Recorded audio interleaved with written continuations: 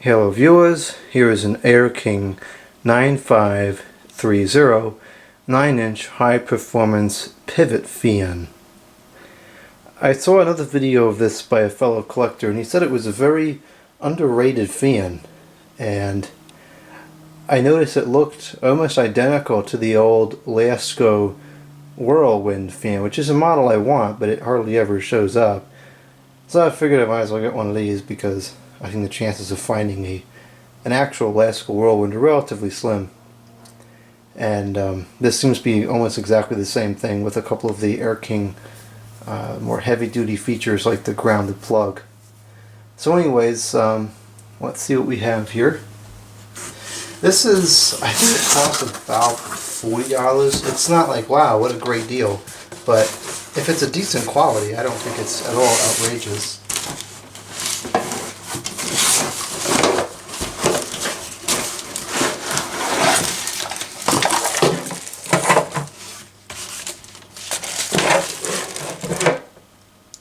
Okay, so the packaging is nice. It's all biodegradable. I happen to keep all the boxes for stuff, but if you don't, it's easily recycled. Another thing it's not is this plastic over the cord, which honestly I'm not sure what purpose this could possibly serve.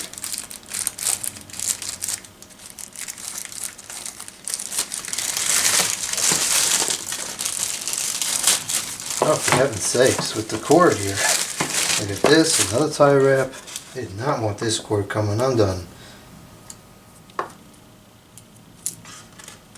I think a grounded cord for a plastic fan like this is a little excessive, because I'm not really sure what...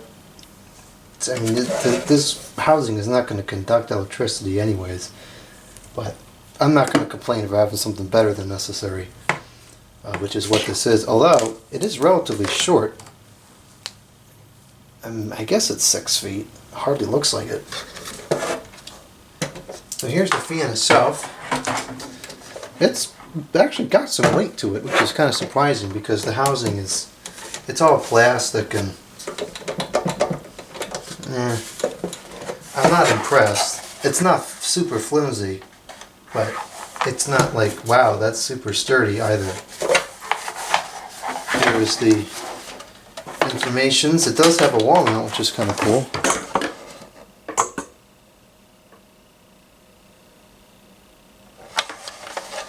And it doesn't say made in China anywhere. Though it also doesn't say made in USA either. Oops, did the box notate where it's from? Complies with OSHA requirements. Oh, that's wonderful. No. Box does not say where it was made. Now usually if it's made in China, it's plastered everywhere. So that's, I guess, is a good sign, but I certainly would have liked to have seen it say made in USA somewhere. Está en español. ¿Está en inglés también? Sí. Aquí está en inglés.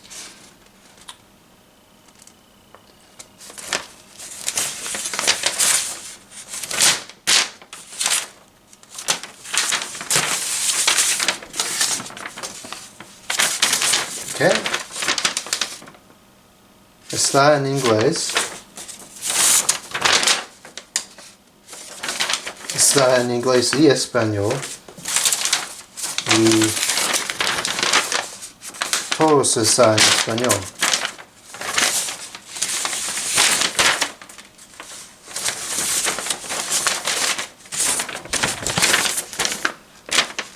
Here's the mounting diagram, which you can't... Oh yeah, I guess it does. Yeah, that's right.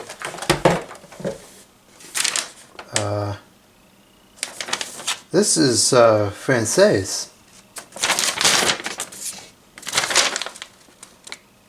This is confusing the living daylights out of me. It's like the manuals are language split. So they're in Espanol, Francais, and English.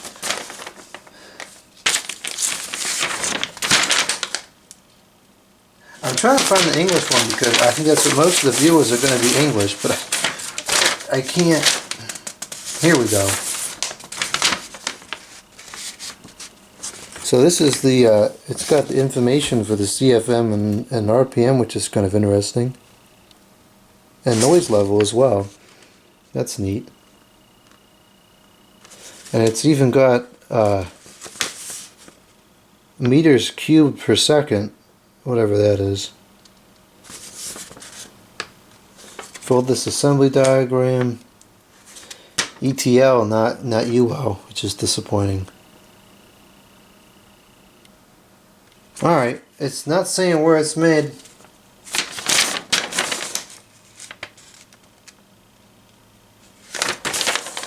Alright, I don't know. I don't know where it's made. Hecho en China. Hecho en los Estados Unidos. No sé.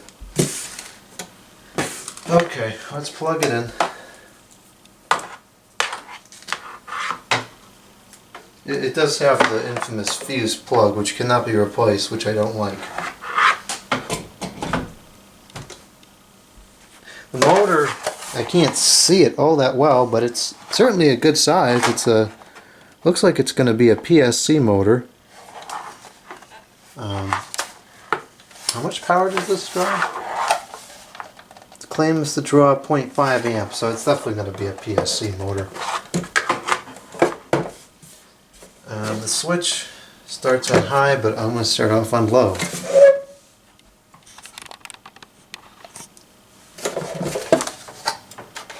These feet are actually pretty nice. They're soft enough to not scratch the table or for it to slide around.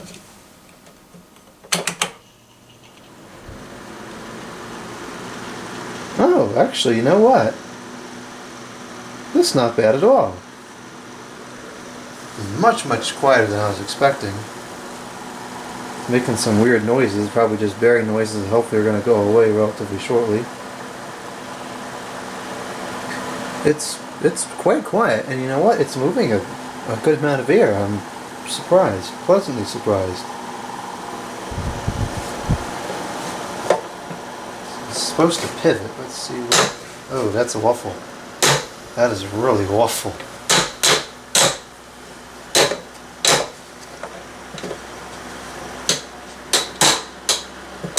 Oh, that's so cringy.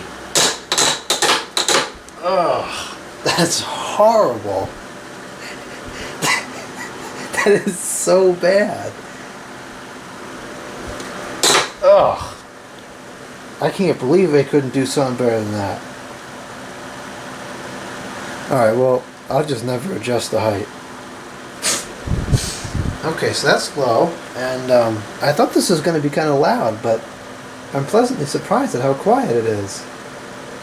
Pleasantly surprised. And the bearing noise is starting to subside. So let's go to 2.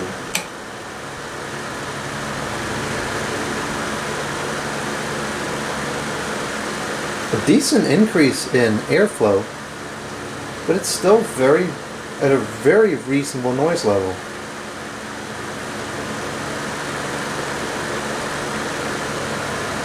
Okay, let's go to high. Okay, that was substantially louder now. But wow, that's really whipping the air around. Our multilingual manual here will have to serve as the airflow test. Whoops.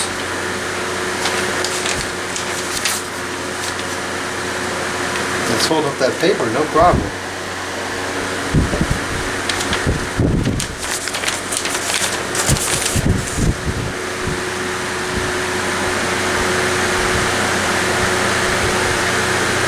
I'm very happy with that. Yeah, I can still feel a good breeze all the way across the room.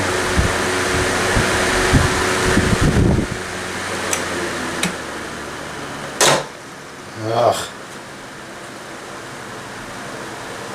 Very quiet on low, and across the room I can still feel a very moderate breeze. Huh. Oh, that is... He was right. I was like, didn't think he was, but he was right. This is a very underrated fan. This is an exceptional fan. No, of course, only time will tell how exceptional it really is, but for the moment, if this lasts a long time, this is great. This is really great.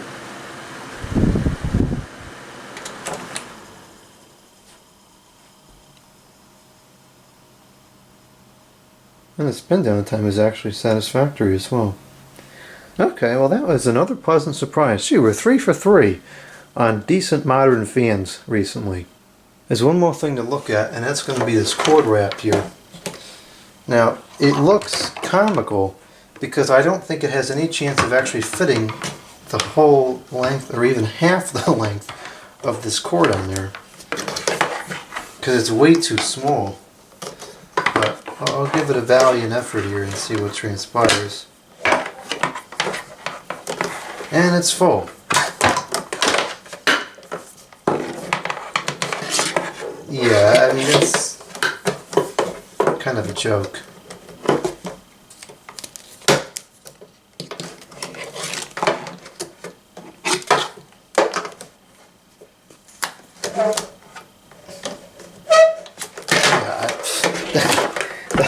That's so dumb, it's comical.